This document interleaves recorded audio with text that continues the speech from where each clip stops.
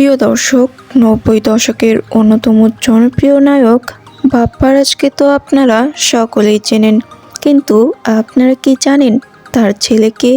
তা জানতে হলে সম্পূর্ণ ভিডিও মনোযোগ সহকারে দেখুন এবং এই ভিডিওতে অবশ্যই একটি লাইক দিবেন।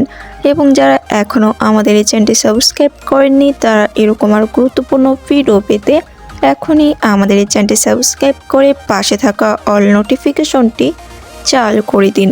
তো চলুন ভিডিওটি শুরু করা যাক।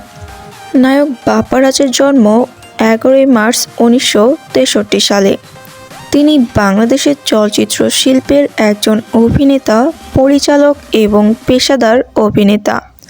তিনি রোমান্টিক সম্পর্কের ট্রানজিক ভূমিকাগুলির জন্য আরও বেশি পরিচিত।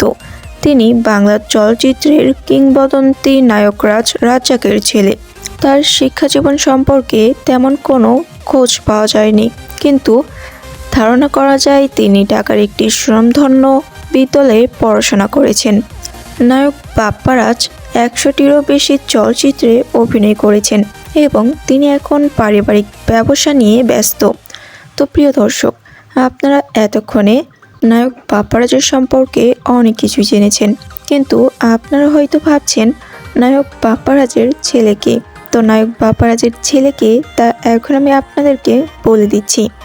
তো নায়ক বাপ্পারাজের ছেলে হলো আফরান নিশো। জি হ্যাঁ, নায়ক বাপ্পারাজের ছেলের নাম হলো আফরান নিশো। তো প্রিয় দর্শক, এই ছিল আজকের ভিডিও।